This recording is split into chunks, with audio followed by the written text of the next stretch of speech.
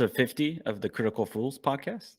This week, we'll be discussing and reviewing a 2014 film titled Mommy by Xavier Dolan, a French-Canadian director. And this film, so I've seen this film twice now, and I just want to give a little backdrop that this film is definitely an independent film and explores the concepts of, I think, mental health, how society views mental health, but also how maybe even parents, have to deal with like difficulties of basically having like a, I don't want to say problematic child, but like basically outside the norm, right? Because in this film, I think one of the things this director is like tackling is not just like mother son relationships and the dynamic of the interpersonal drama, but as well as like a wider question about like how we treat those who are not like part of like the status quo, right? And here it's like very extreme with mental health. And when I watched this film the first time, it crossed my mind like we probably do this with a lot of things, right? Like you know race, sexual orientation, uh certain people's maybe religious backgrounds. Like if you're Mormon, you're outside the norm per se. Are you saying we just prejudge them?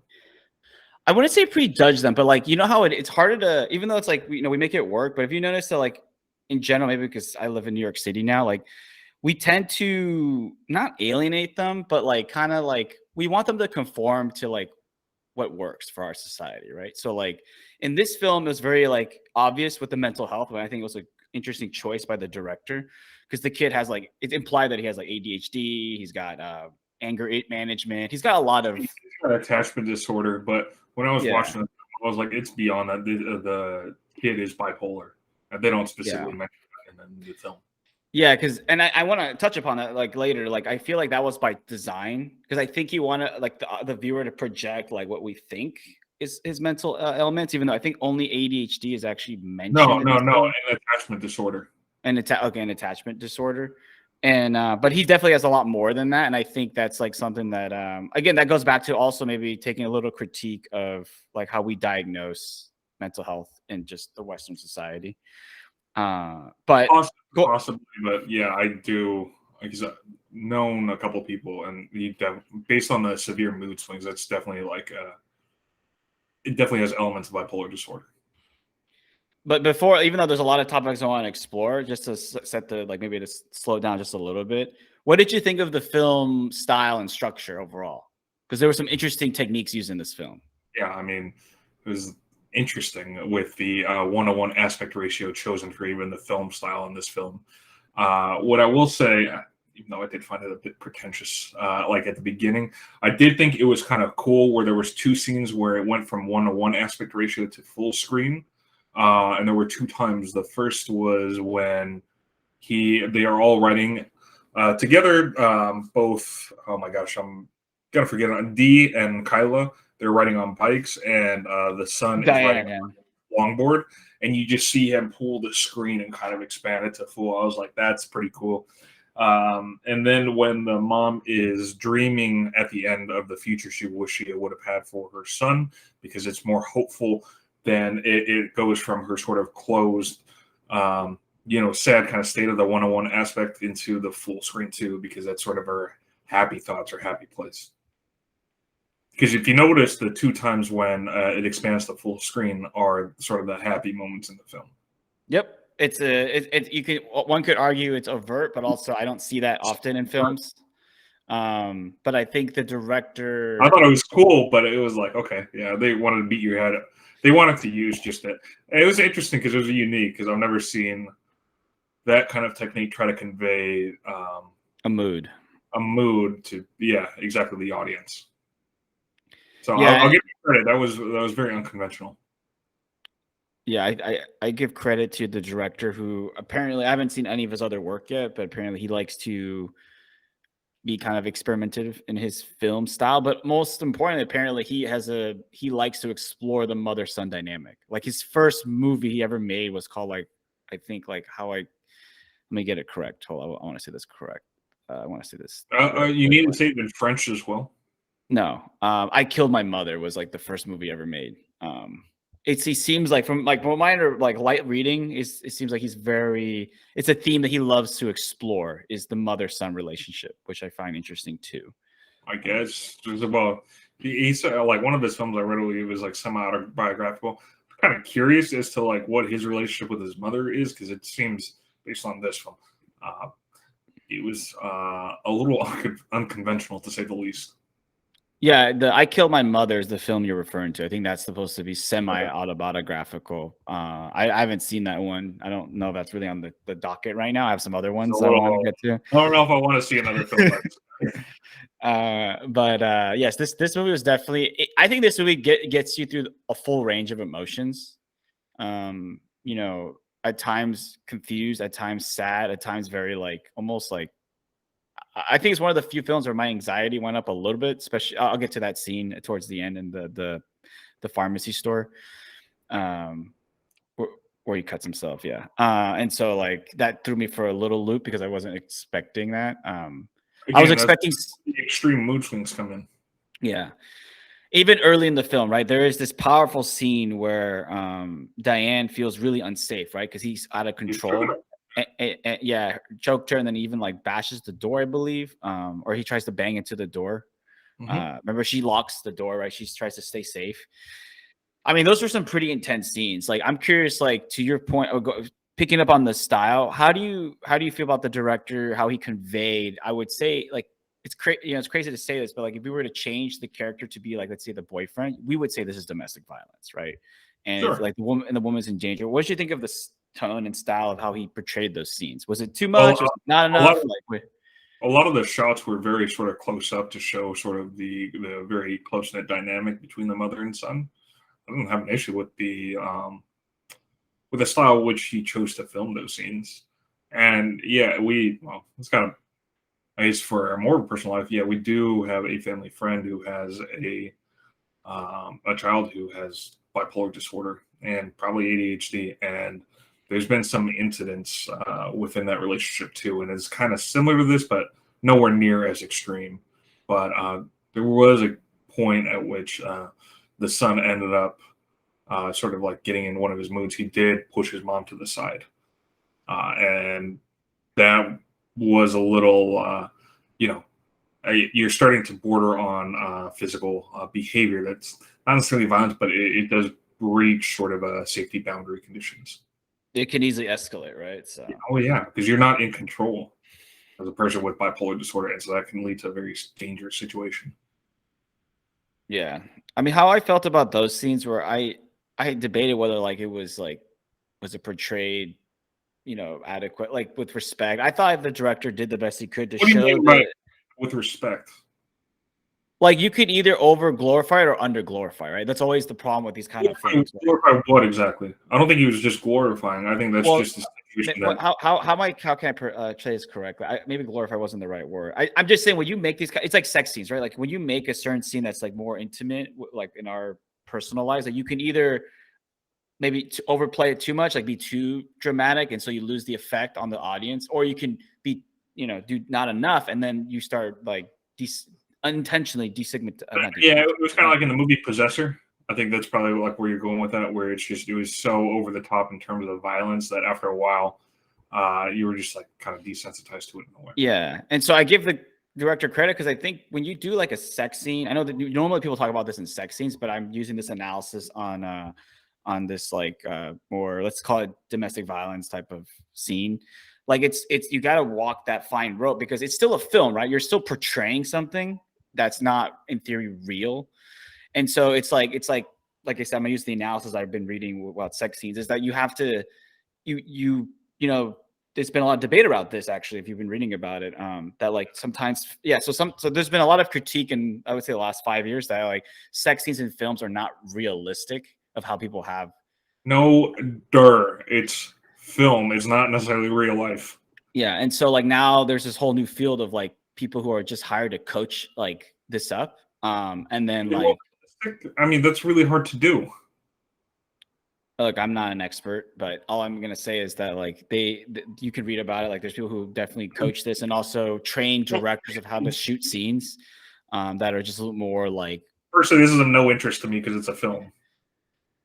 Yeah, I mean, I think a lot of people are in your camp actually, because I've never had these kind of issues. But what I like is taking this analysis and actually applying it here, because here it might be a little more substantial, because like, this is something that is not. I don't see a lot of movies really tackling or even exploring mental health or domestic violence in this kind of way, even if it's a parent-child relationship. Yeah, because there's just not a lot of films where that's necessarily the theme.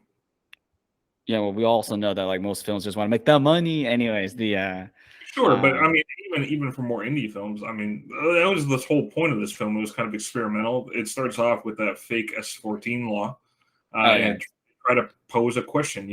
If you were in this situation, and you were sort of out of options, and there's a lot of people who just have kids with mental illnesses or Down syndrome or something like that. They're basically saying, would you give up your kid to the state to make your life a little easier?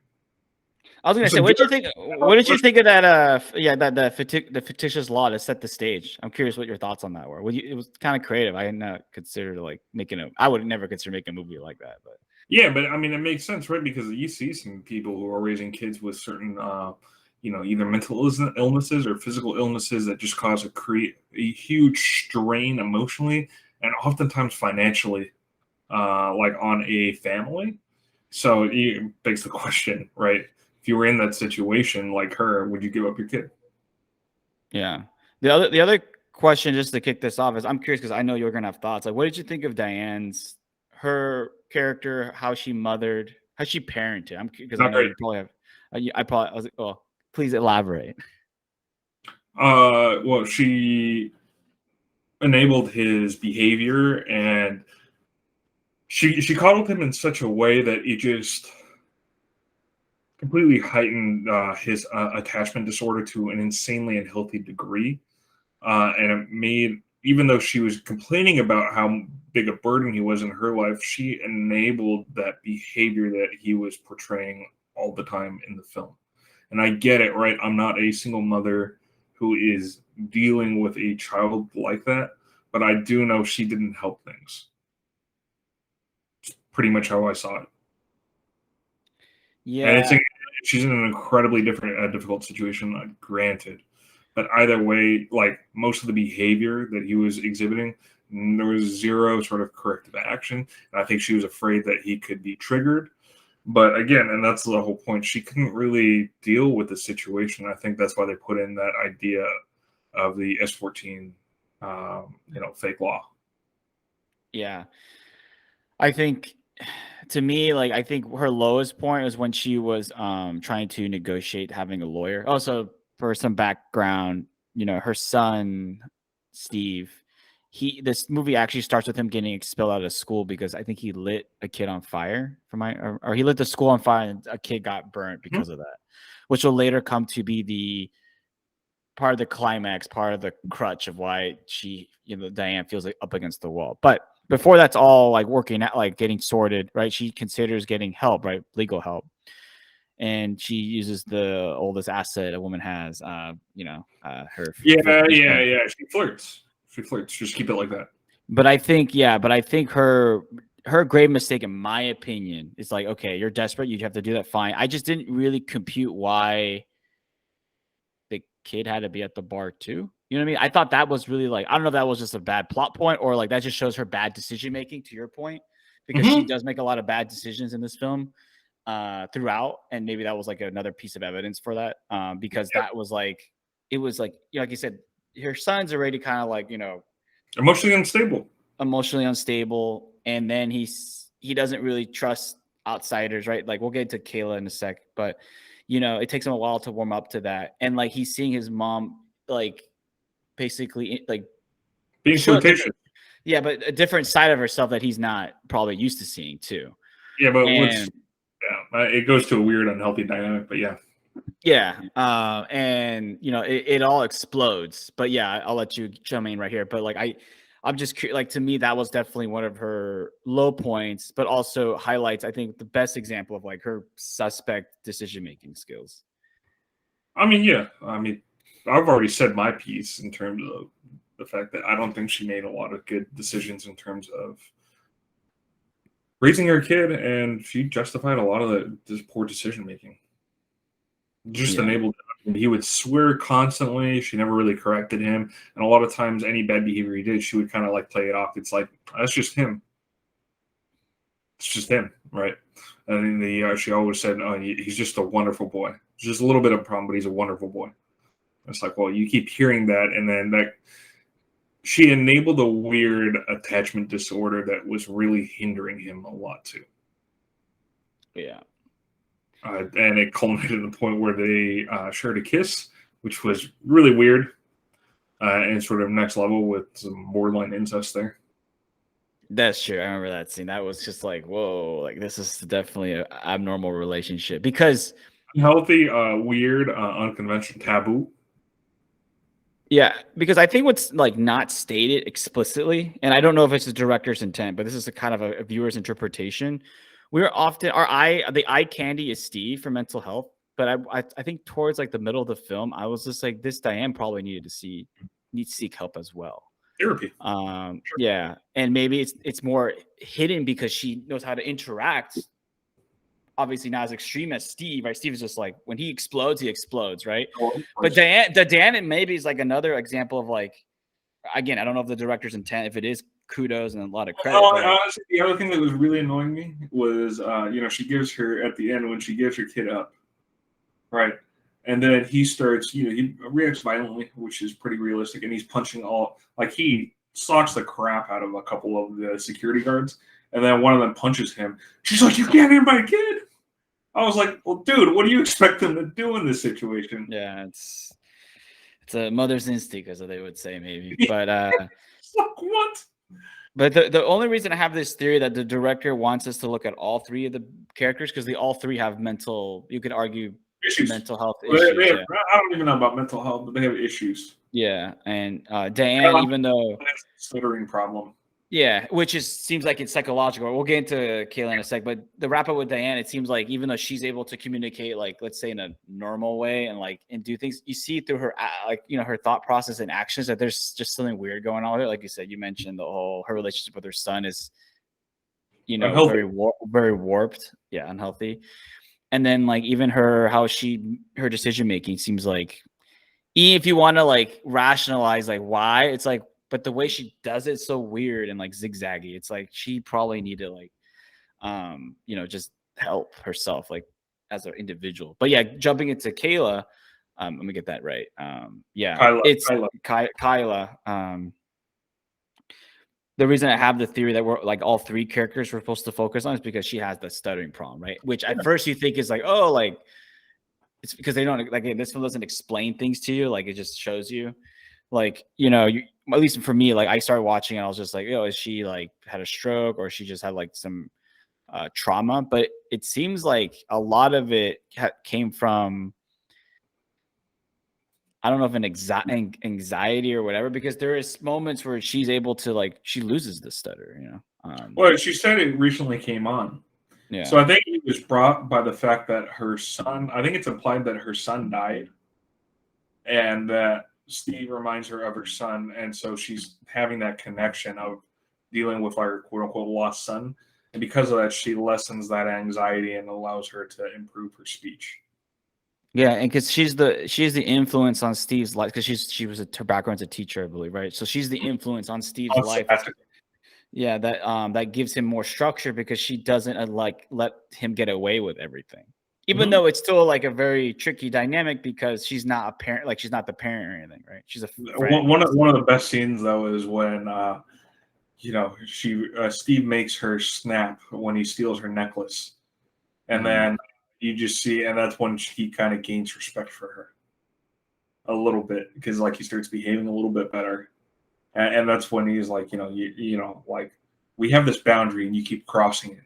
She's like, I never bring up your dead dad. So why do you keep pushing my buttons? It's basically what he says. And like he gets scared because he caught this is the first time someone's really, really called him on his crap. And he kind of respects her for it. And so then he starts behaving a bit better, if you recall. Yeah, and he also there's that sequence in the film, right, where he's actually improving his studies, even though it's gradual, and like he is trying to, have structure Like that's kind of like towards like the higher point, like the high point of the film, you would say, like for the cast, right? Like things are kind of clicking and gelling, and then like obviously the next challenge arises. But what did you think of uh Kyla's relationship with her husband and her like the family, like her own family? That was they never really discussed it, but it was Yeah, well, very, okay. My interpretation was they remind her of her lost son. no, I meant her own family. Like remember the husband Yeah. doesn't say much. Oh, Yes. Yeah, I think so. I think dealing with that, right, because they lost their kid, it was kind of a weird, strained relationship. She was sort of yearning for that missing piece. And I think Steve was that missing piece, which is why she liked hanging out with them over her family. I see. And it was just all of this was about unhealthy dependency, right? And I think Kyla realized how unhealthy it was her dealing with the Steve and Dee for most of the film. At the end, that's why she's like, I just can't abandon my family. And that's why she like it's kind of double meaning there, but that's when she realizes, she's been kind of doing that to her son a little bit for her own selfish needs. Yeah. The yeah, I found the whole three characters.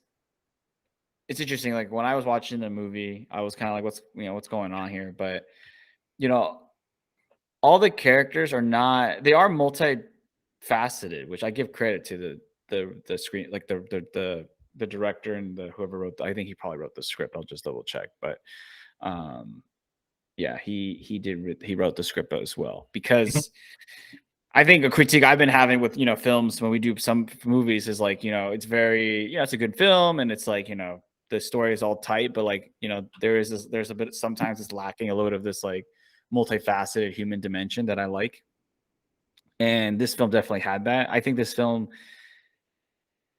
it had some issues maybe with a little bit of the pacing in the beginning, That was my and issue. Is it felt really slow at times. yeah, and which is not a killer for me, but it's definitely like when I notice it too much, I go like, well, maybe there's just too much bloat in here, like I think they could have shortened it a little bit. and or it just maybe the style is just conducive to that too. That crossed my mind Like as well. some movies are kind of like 2.5 hours, but they feels like it just flows. This one felt a little stagnant at times. And I think this film, like it's not like I wouldn't say it's a plot centric film, right? Like point A to point D isn't as important as like I think the exploration of different like ideas and I was gonna ask you actually as we hit this second phase of our this pod episode, like in your opinion, what do you think were like the main themes of this film? Because I think you can pick a lot of stuff in here. Like obviously mother son stuff is easy, but like is there anything else you think are like what do you think the director's intended? What do you think he wanted you to get out of this film? No, the difficulty of the strain of having a loved one with mental health illness and sort of the toll it takes from many different angles. I mean, that was sort of my takeaway from the film. I don't know. I mean, what else would he try? What else did you take away from this film? Yeah, I think what I got out of it is, and I think that it's like a very cliche, but I think like a child's relationship with the people who raise them. I'm going to say parents, but I guess here this person likes to focus on mother son thing, maybe because he has, like I said, his background with his own mother.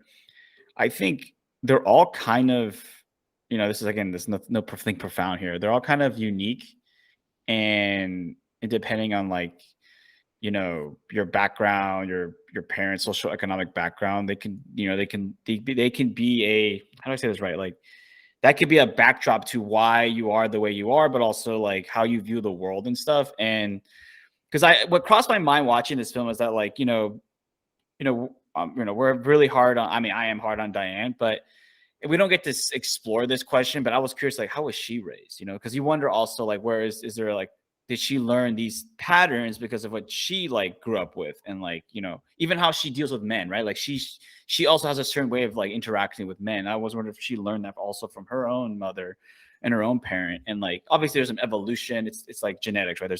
There is a she's probably not the same person as her parents, but like she learned some stuff and she's probably adapted their own life experiences, but like the core might be there still.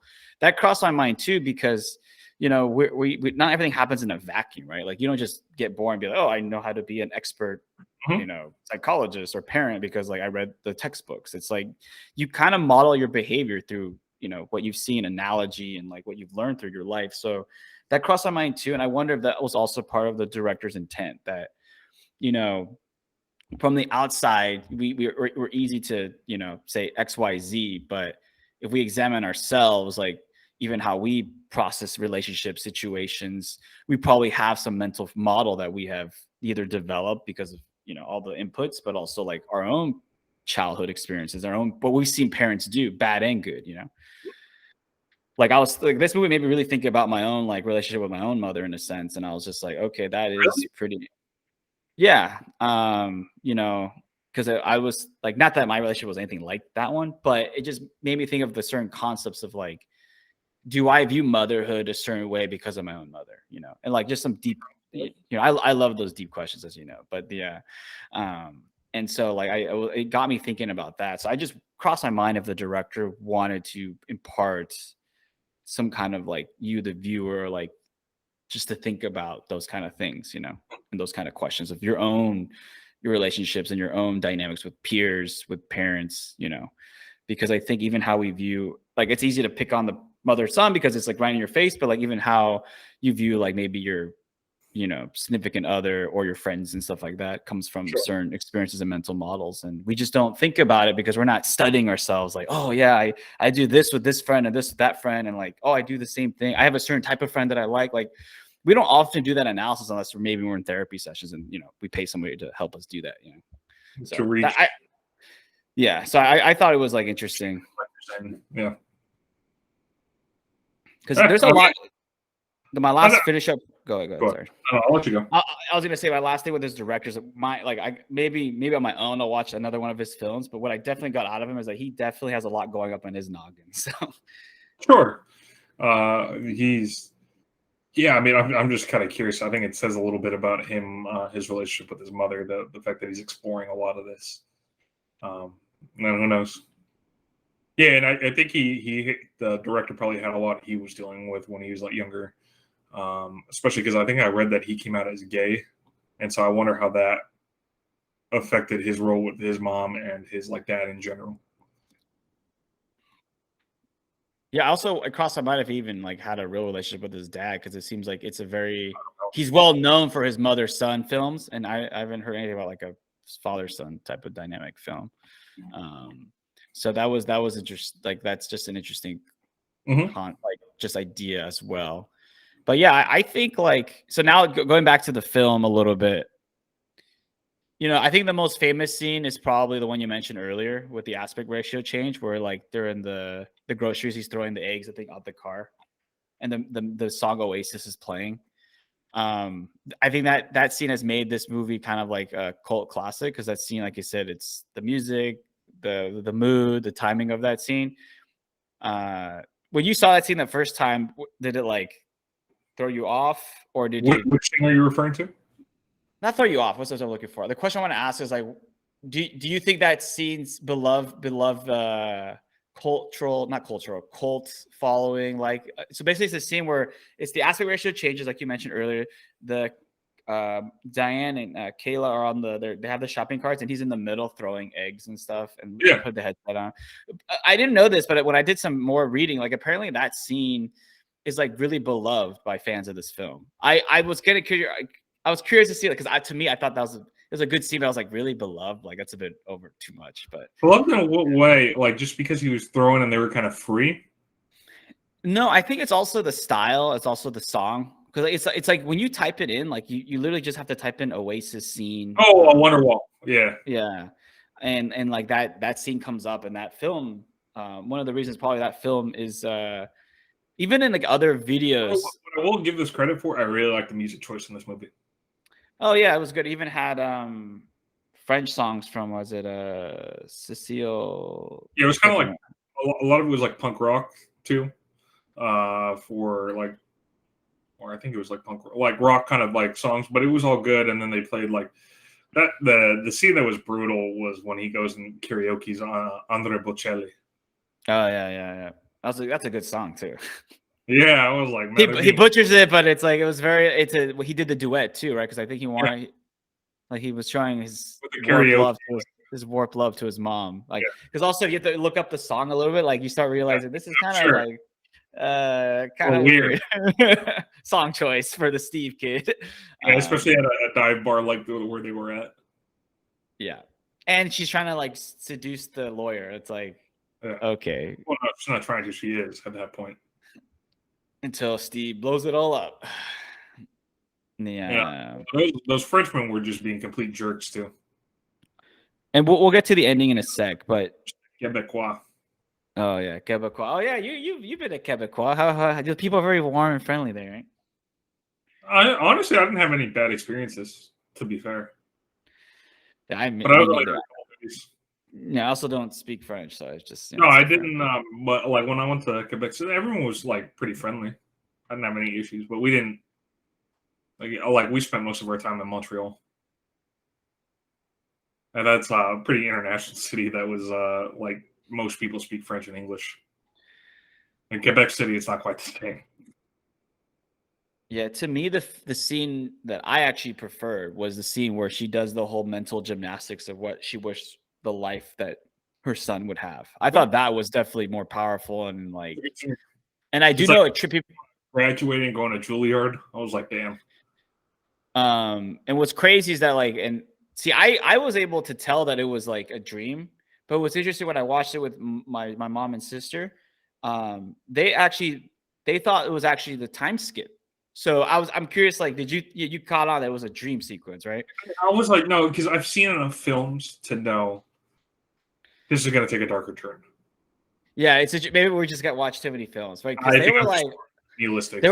I was in the room. They were like, oh, did they like time skip? Like, I was just like, okay, this film has been pretty dark. I highly doubt this is how it I was like, if I'm wrong, then okay, I'll take it on the chin. But I was like, no way. I was like, this has to be something else, and it ended up being like a dream sequence. But the scenes were really good. But I that's just a little. I thought the way it was filmed was great, especially when they show the mom's voice transition and kind of fades her face. Like, I thought that was a really cool directing choice to sort of fade to like make it clear that it's kind of a transition back to reality.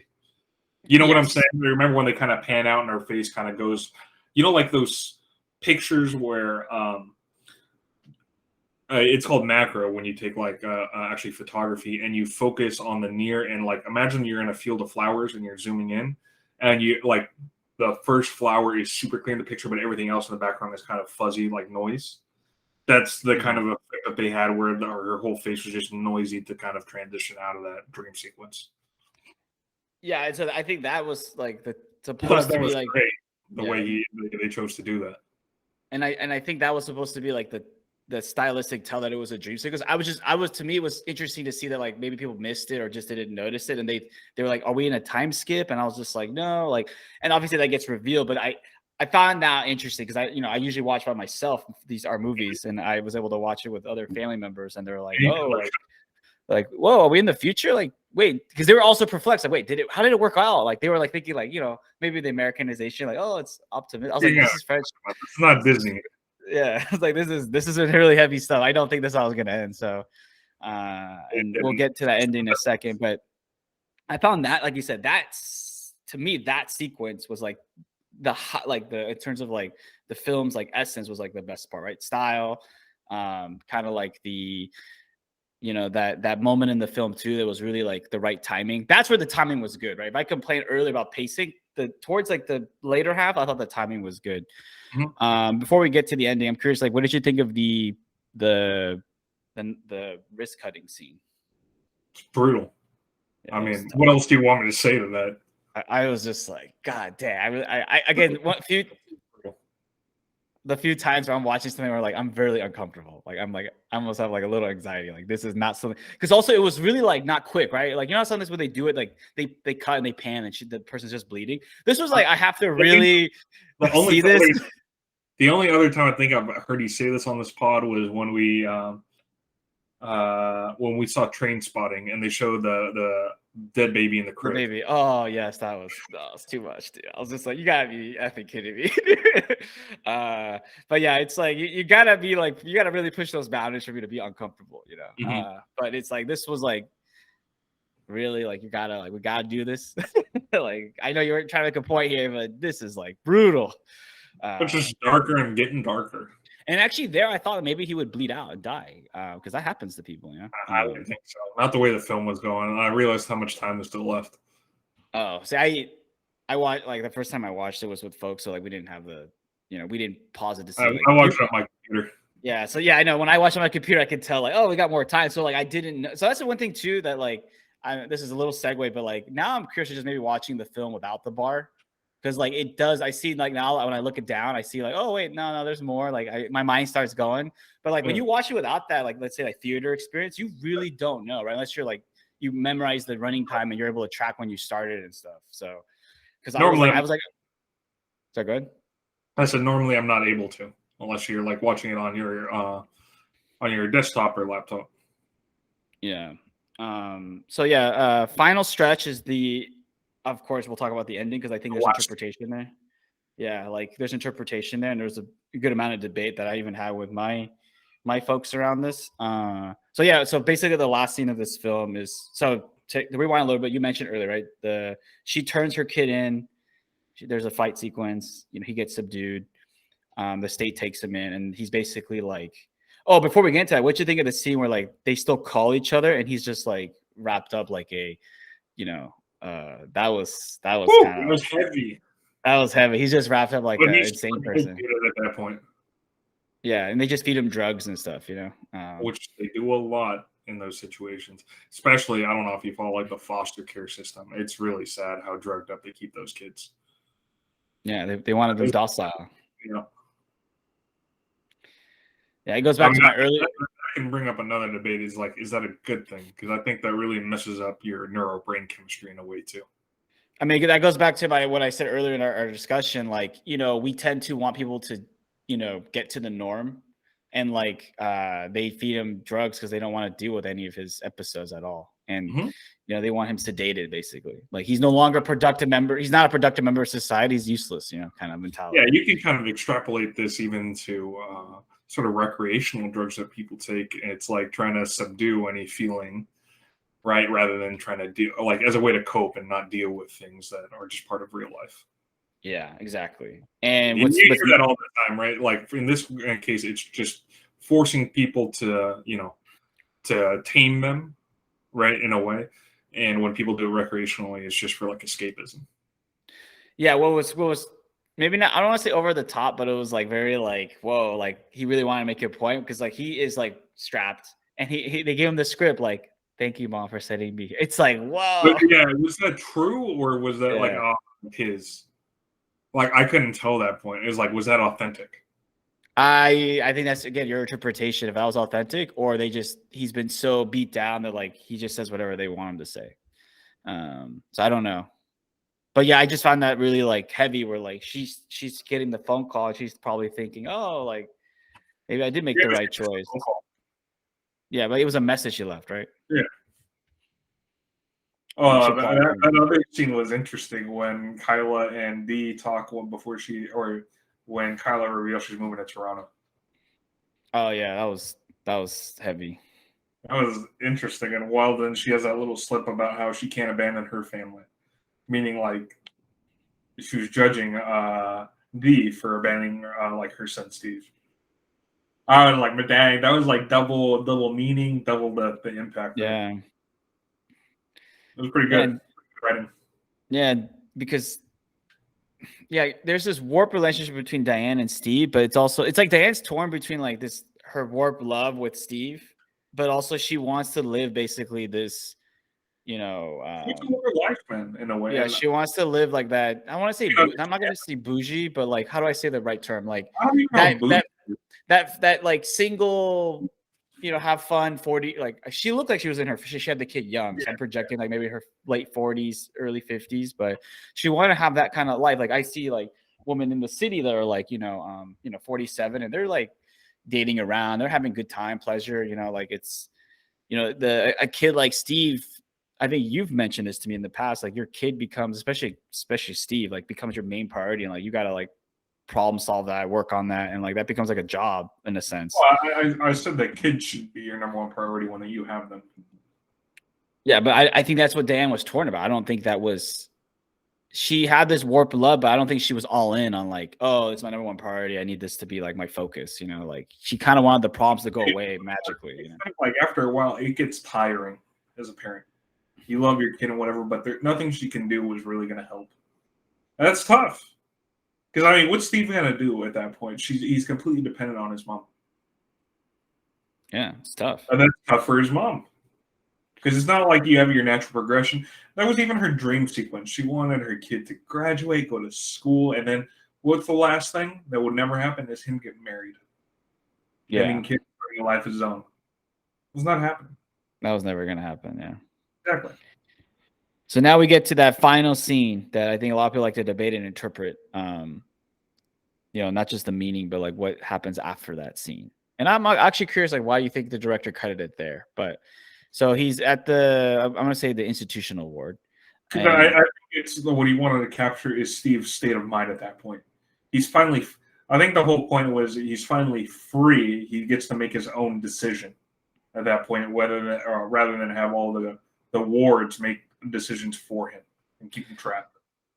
Yeah, like he's able to take a slight moment of them not paying attention, and he runs towards the window. And I guess the question the director leaves the audience is, does he jump or does he just like stop, and like stop before the window?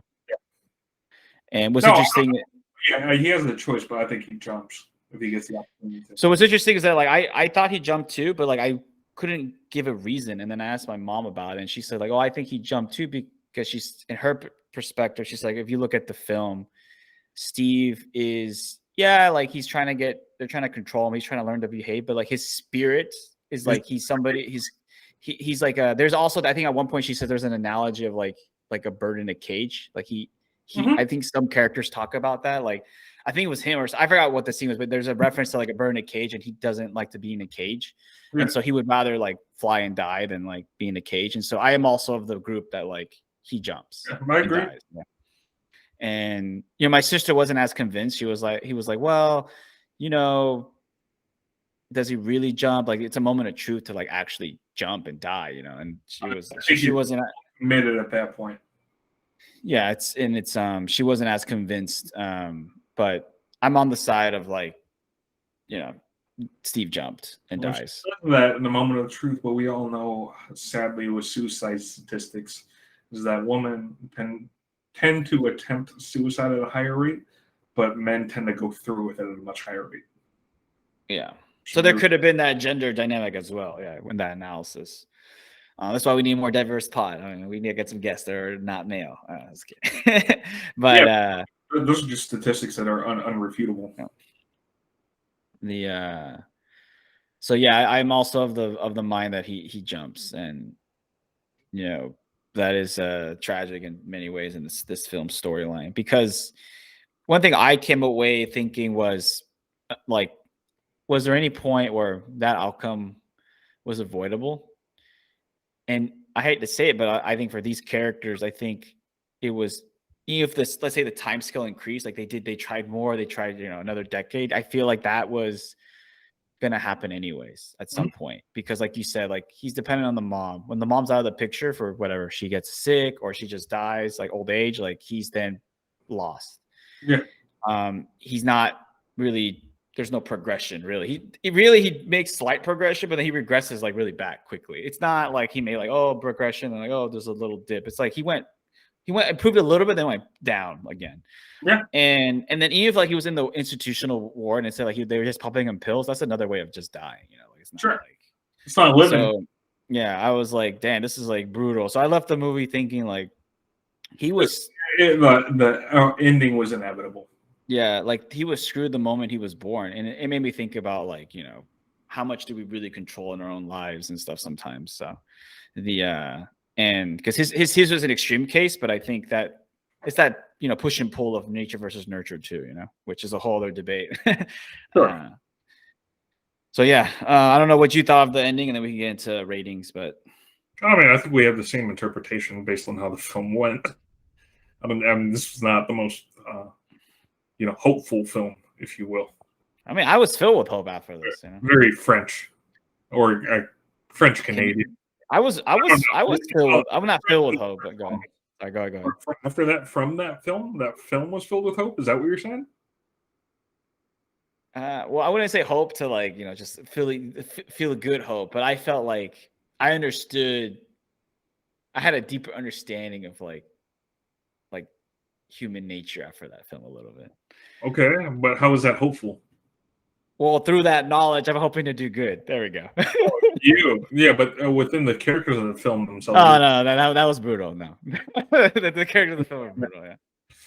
Anyway, yeah, let's get into final thoughts then. So I thought that the 1:1 aspect ratio was a bit pretentious, but at the same time, it worked when they had those two scenes where they expanded to full screen. I thought that was cool. It's unique. I doubt I'll see another film try to attempt that sort of film choice.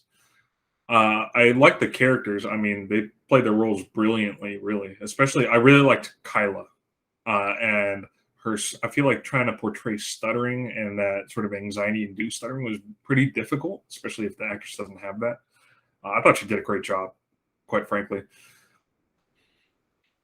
This film touched a lot of difficult issues. I thought the premise with the fake law was unique, and so I give it credit for sort of creativity for the premise. And it posed a lot of questions of like, I think there's some people would, at least in my mind, it posed like, I wonder how many people would take advantage of that if if a law like that was presented in their country, given certain extreme situations, if they would take advantage of that. Right, and that's a difficult choice to sort of ask and ponder. So I give the director credit in terms of the script and sort of coming up with that idea. Yeah, I thought that it was interesting. The pace was a little slow at times. That's what sort of killed it for me.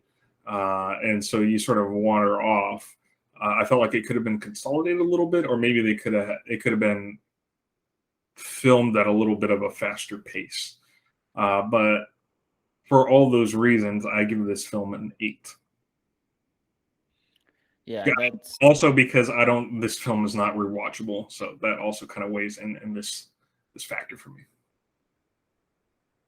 Yeah, I think for me, this is definitely my type of film. I like these kind of movies I like movies where I watch it because I enjoy a lot of type of films, but I have a bias towards films where like I'm left thinking for at least like an hour after the film. Like I really take time to like maybe meditate or think about it. New York. Yeah, that was a great film. And I think I'm biased against films that are too linear and they're just like popcorn. Yeah, I think I've been too harsh on movies in the past, but I am who I am, and I can't apologize for that. But I will say that, like, to me, when I think of this film, one of the things I have to agree with you, or I will critique, is that like I remember certain sequences and moments, but I know the film wasn't that short, so I'm like, well, there's a lot of then stuff that like was just background filter, and I think that's a lot of the first third, which maybe is set up, but then I go, is there a way to do that better? Because I feel like there's other movies that like you said, I watch and I go like, no, like it felt like that was good amount of setup. It felt like like it was needed. Yeah, and because I think like, okay, in the beginning, the scene that sticks out is that violent sequence where she locks the door. Yeah, when you're introduced to Kyla. And then like all the other scenes that are important to me are like, okay, the duets, the bar, the dream sequence. The dream sequence, the ending, and then the phone call, the risk cutting. Yeah. So, and those are all like, let's say, final 1/3. It's like, and those are like 5-6 minutes. Yeah, maybe like final. Yeah, like final 1/3. So then I go like, what happened in the beginning 1/3 or the middle? Even the middle felt kind of like lull. Like there were lull periods. Yeah, I know they were trying to like build up like, oh, like time had passed and he's loving his relationship with Kayla and stuff. But then I'm like, you could have just like I would have gone in if you just cut that stuff like shorter. So, and like I said, I was okay with the length. I just go like, make sure your scenes are all kind of meaningful. It's tight. Yeah. And I don't always get that. And I know I've also critiqued other films where I felt like the opposite, right? Like there's too much going on, right? So it's like, it's a hard balance, right? Of like, okay, you got too much going on, too many side angles, so many side characters, and then you got maybe you're dragging out. Because also, like to your point, like there's 3 characters really the focus, right? Like honestly, the other characters don't matter as much unless it's relating to the three primary characters. So Mhm. that's also why, like, Yeah. it's a tough balance because you want to focus on them, but then if you focus so much, then it's gonna look like a points are gonna feel like a lull, like you said. So I'm at 8.5. And for me, that's definitely a good score. As you know, I don't like putting anything in 9, and 8.5 is pretty good for me. I really this film. It's interesting because I didn't when I watched it in the holidays. This was a holiday movie, but for my family, by the way.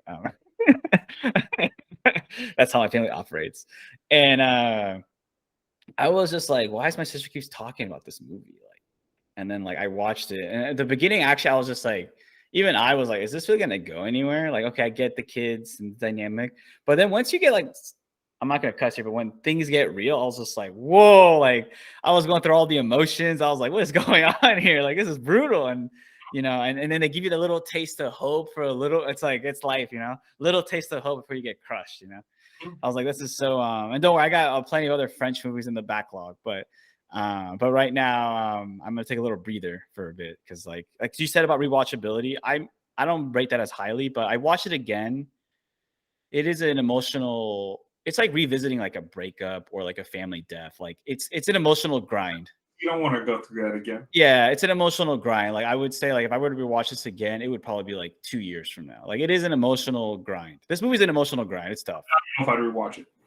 It's tough, but it's a movie that's worth watching. That's the thing. So I would share this, but I don't have the mental. Like I couldn't watch this every week, dude. It is brutal. This movie is, to its credit, if it's trying to do that, give that emotion, it is. It's a drain. It's an emotional drain. That's what it is. Yeah. Like, it's not, you can't get too attached to fictional characters, but you feel the humanity of it because it crosses your mind that like there are people probably struggling like in different ways, these kind of problems, right? Like my mom works with special needs kids, and like my mom often says like the parents often at some points, like you can tell which parents have given up and which parents, and she says given up, like they just send them there and they in their head, they would have wished the school would be there like 9 to 9, Oh, yeah. And other parents who are like, who still have this hope, right? And they're like, oh no, like we put them in after school. And keep in mind that my mom mainly works with kids to develop life skills. So we're talking about like sit at your desk. Can you just like read for like 20 minutes? Can you learn how to like, put your backpack in order? So life skills. It's not even like, oh, we're teaching them like, how to, This is what your mom does? Yeah, my mom does that. Now she's burnt out now. She might leave after this year because she's getting older, and it's actually a lot of energy because these kids are always moving. They're difficult to deal with, as in like just like normal like disciplinary. Like some kids are like easier, like because they're for some reason they're just like. Okay, what you're saying, Chris, is they're the corner kids. I wouldn't go that far, but I'll share this one insight for the audience that I think they might find value. Is that my mom has told me that even though the kids have like these disabilities, she says you can tell when a kid like just has like a good nature and a bad nature. What'd you say? I'm sharing this with the audience too, but like my mom gave me one interesting insight that she has found working there for like so many years now, that like, even though they have the mental disabilities, like you can tell when a kid has like maybe like a positive disabled kids. Yeah, still today. Yeah, I didn't know that. Yeah, that's fine.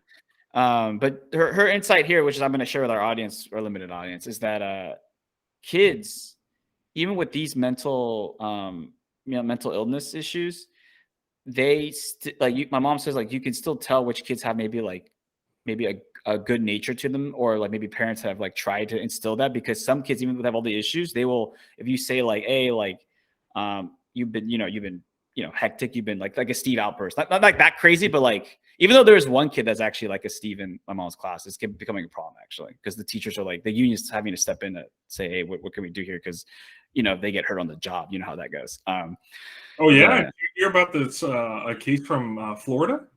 This is like 2 days ago. Teacher was hospitalized working with special needs kids. Yeah, it's actually not. It is not an easy job, actually. Oh, it's dangerous. And they don't really pay them like big money. They get paid pennies, dude. Yeah. It's kind of like what always blows my mind is how little CNAs get paid. Do you know what a CNA is? No, can you elaborate? CNA is a certified nursing assistant. It's the people that go into like hospice. Oh, yeah. And they're kind of like the the people that deal with the patients. They're not actual nurses, but they do all the grunt work. And they get paid a little above minimum wage, but you're dealing with a lot trying to care for like these people who are not able to care for themselves. And like the amount of workplace injuries is just stupid high. And it always like blows my mind how little these people get paid. Yeah, so just to finish, yeah, that's true. There's a lot of positions that would blow people's minds. But to finish this anecdotal story is that like my mom will say like some kids, even if they have outbursts, they'll like if you push back and you tell them the boundaries, some kids will be like, oh, I'm sorry, and then they'll sit down and they'll just like slowly calm themselves down. But she says like some kids they even have the guts to say, "Who are you? You're not my parents. I can do whatever I want." Like like they just feel emboldened. And she says like, but people don't realize because everybody has the mind of what special needs is. Like, oh, they're like, "Woe is me," but she says some kids are jerks, even if they're special needs, and like Sure. they have this nature of like because basically there was an incident. I mean, I don't think it would if I district will listen to this pod, but basically like one student like basically like Why would not you the district, bro? maybe I'll have to edit that out after. But I'll have to do the J Cal thing, the beep. But but basically a student basically it's gone really bad now. Like the even the other upper administration is getting involved because the student actually like stabbed the teacher with a pencil, and it's not. It's actually surprisingly dangerous work. I'm just gonna say that for the audience. It's not. Oh, they're just like docile and stuff. No, they're like active, and they're like. It's like if you watch this film, like the Steve guy. Okay, tone it down a couple levels, but that's kind of like half the class, and it's kind of nuts because they only have like certain staff and stuff, and they all get tired and burnt out. And I think that's what's happening even to like my mom and my mom's coworker. Yeah, I mean, so this is not special needs, but just talking about tough work environments, especially in education. My roommate actually, he had a volunteer for some event to the graduate school, but they were volunteering at a it's predominantly like inner city, I think it was middle school, and he like they were trying to actually like teach and like he was just saying like it's the level of disruption and disrespect is just like crazy high because what they had to do was a science demonstration, so they were doing things with glow in the dark, so they had to shut their lights off, right? Oh, wow. So when they were doing the shut the lights off, all these kids, sixth graders were making sexual noises, because no one could sit like you couldn't see who was actually doing it because all the lights were off, and the teacher was just like, "Oh, y'all think you're really funny, huh?" And then like, yeah, my roommate was just talking to the teacher. She's like, "I'm about at it with these kids because there's some of them were just like super like disrespectful, and they were just saying, do we need a?" They're like a couple of them would just challenge the teacher. They wouldn't care. Like there was just like little order. They're like, "Yo, do we need to send you to ISS?" Which is in-school suspension, because I never had that like at my school, but like it's a thing with a lot of public schools. Do we need to send you to ISS? And a couple of the kids like, hell yeah, I don't give a bleep. And like that was the level that you're like dealing with there. And so like even with kids without mental disabilities, but you're coming from like tougher backgrounds, it can be hard trying to like educate a lot of these kids, or like teachers deal with a lot, is what I'm saying. Yeah, it depends on the school and the environment. So I do agree with that. So I guess we rambled enough. I think we're good on this episode. So I would say, please like and subscribe. I have to look at the data for our, like what the audience looks like, but we're pretty stagnant now. So I think we'll see how it evolves. But A couple subscribers, just a few.